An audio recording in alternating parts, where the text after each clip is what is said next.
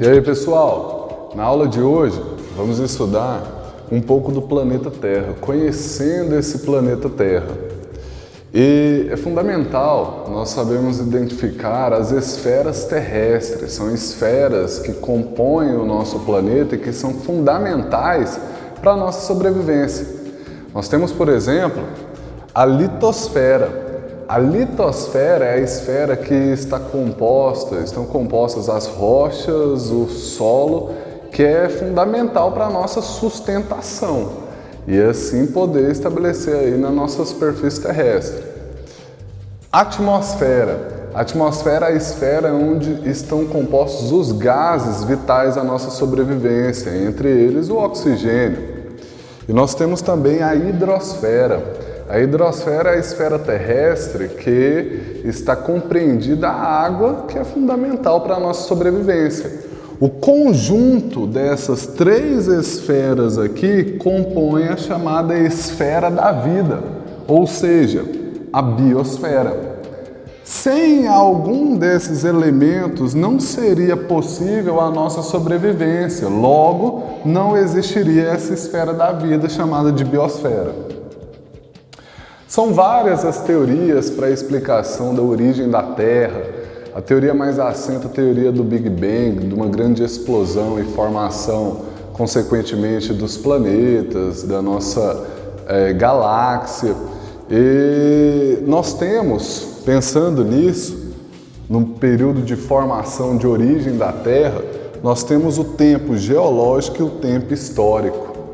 O tempo geológico é o tempo que é medido, é o tempo relacionado ao período antes do surgimento dos ancestrais do homem. E nós temos aqui também o tempo histórico, que é o tempo relacionado ao período a partir do surgimento dos ancestrais do homem. Hoje, atualmente, nós estamos vivendo um período denominado de Antropoceno. E qual período é esse da nossa história, esse período chamado de Antropoceno? O ser humano, ele transforma, modifica o lugar que ele está inserido de acordo com a sua necessidade. Então, desde quando o ser humano ele está inserido aí no planeta Terra, ele vem modificando essa sociedade à medida que ele precisa realizar alguma coisa. E nós passamos e estamos passando por um período denominado de Antropoceno.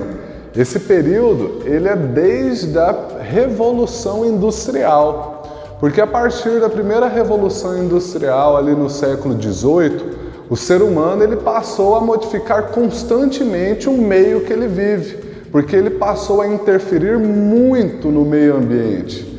Esse período ele é chamado de Antropoceno. A partir desse período, nós passamos a poluir bastante.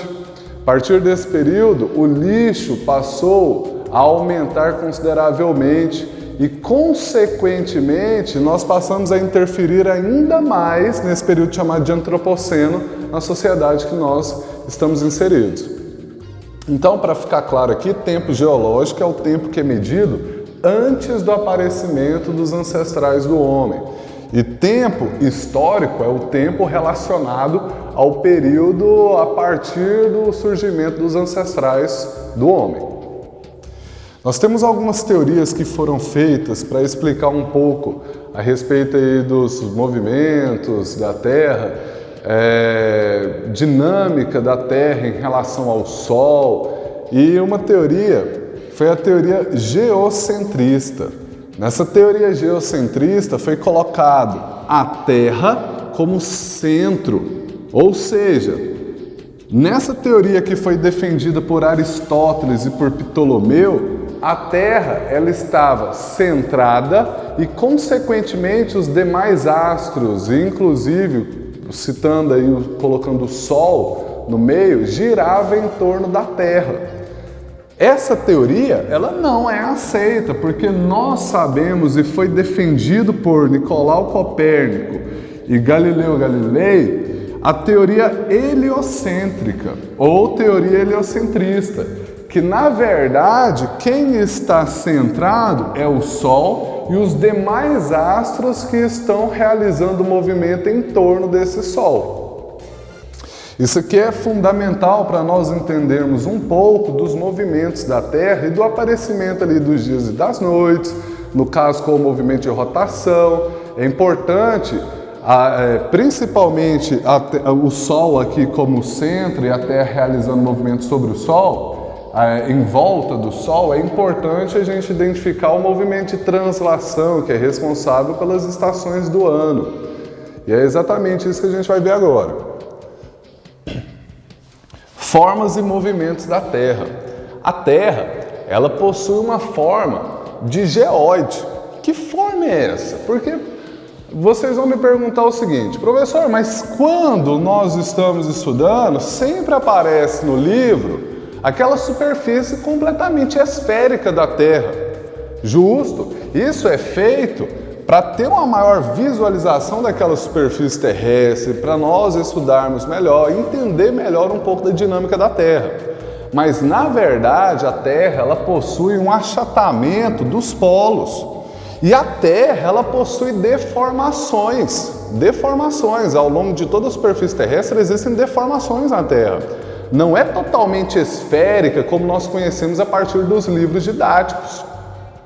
Então, ela tem essa forma de um geóide, por quê? Porque possui ali seus polos achatados, que não leva achatamento dos polos, e tem certas deformações ali ao longo da sua superfície. Então a Terra ela possui essa forma de um geóide. E sabendo um pouco, entendendo um pouco da forma, é importante também a gente descobrir um pouco a respeito dos movimentos da Terra. Porque sempre tem aquela pergunta: por que quando é dia no Japão é noite no Brasil e vice-versa? O que será que acontece para existir essa mudança drástica entre dia e noite em uma localidade? Ou por que quando aqui é verão no hemisfério sul, no Brasil, é inverno no hemisfério norte, por exemplo, nos Estados Unidos? O que faz isso? O que origina isso? Nós temos aqui um movimento de rotação. É um movimento feito, a Terra realiza um movimento de oeste para leste. Um movimento de rotação realizado de oeste para leste, esse movimento ele dura 23 horas, 56 minutos e 4 segundos, ou aproximadamente 24 horas. Esse movimento de rotação, o movimento que a Terra está realizando em torno do seu próprio eixo, é responsável pelo aparecimento dos dias e das noites. Por quê? À medida que ela vai realizando esse movimento e recebendo os impactos dos raios solares, enquanto ela realiza o movimento de rotação, em uma área que recebe essa luminosidade, na outra ela vai estar encoberta, logo não vai receber a luminosidade. É por isso que nós estamos em localidades diferentes em relação ao Japão, a parte do Brasil em relação ao Japão, e existe essa diferença de dia e noite aqui. Enquanto aqui está recebendo luminosidade, na outra parte, no Japão, não está. Logo tem essa diferença de dia e de noite, levando em conta o movimento de rotação que dura aproximadamente 24 horas. Existe também um outro movimento que é chamado movimento de translação. O movimento de translação é o movimento que a Terra realiza em torno do Sol. Além da Terra realizar um movimento em torno do seu próprio eixo, ela também realiza um movimento em torno do Sol. E esse movimento em torno do Sol dura aproximadamente 365 dias e 6 horas. Esse movimento de translação ele é responsável pelo aparecimento das estações do ano. Por quê? Porque a Terra ela possui uma inclinação de aproximadamente 23 graus em relação ao plano de sua órbita em relação ao Sol.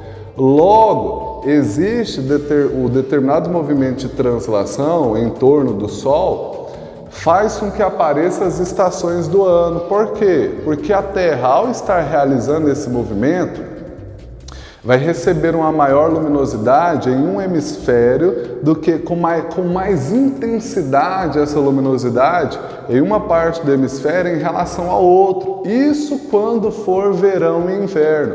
E vai ter uma incidência dos raios solares proporcional quando for outono e primavera.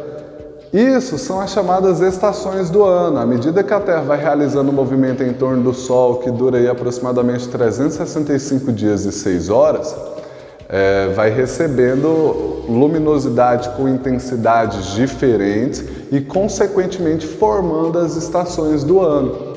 Nós temos aqui dois nomes que ilustram essas estações do ano, que são os solstícios e equinócios.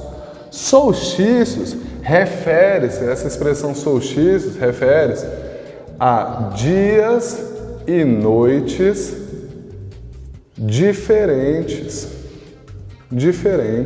Dias e noites diferentes. Por que dias e noites diferentes? O solstício, o momento do solstício é o momento em que a Terra ela está mais inclinada em relação ao Sol. Logo, quando ela estiver realizando um movimento de translação, um determinado momento, a parte norte vai receber uma luminosidade com mais intensidade. Logo, será verão na parte norte. E na parte sul, será inverno. E nós temos também o equinócio. Equinócio refere-se a dias e noites iguais. Quando a Terra realiza um movimento de translação, existe um determinado momento em que essa luminosidade dos raios solares vai incidir perpendicularmente à área central, ou seja, aquilo que nós estudamos anteriormente, em relação à linha do Equador. Essa luminosidade indo mais forte em relação à linha do Equador faz com que, consequentemente, tenha uma distribuição igualitária desses raios solares entre o hemisfério norte e o hemisfério sul. E assim nós temos dias e noites iguais. Isso é o que chamamos de equinócio. Certo? Então, entendemos aí que essa diferença de dias e noites, solstício e equinócio, mas qual que refere-se ao verão, inverno, outono e primavera? Quando for falado de solstício, está relacionado a verão e inverno. Por que verão e inverno? Porque é exatamente nessas estações do ano que os dias e noites são diferentes. No verão com um dia mais longo e no inverno com um dia mais curto. Tanto é que ilustra bem isso quando nós passamos pelo período de horário de verão. O horário de verão é justamente para aproveitar mais a luminosidade que existe do dia mais longo no verão e assim poder economizar energia. E nós temos o equinócio, relacionado ao equinócio, outono e primavera. Nós temos aqui dias e noites iguais, não tem tanta diferença em relação aos dias e noites, porque a incidência dos raios solares no equinócio é perpendicular, ela está indo direto em relação à linha do Equador da parte central e, consequentemente, a distribuição da luminosidade vai ser uma distribuição igualitária entre os hemisférios norte e sul.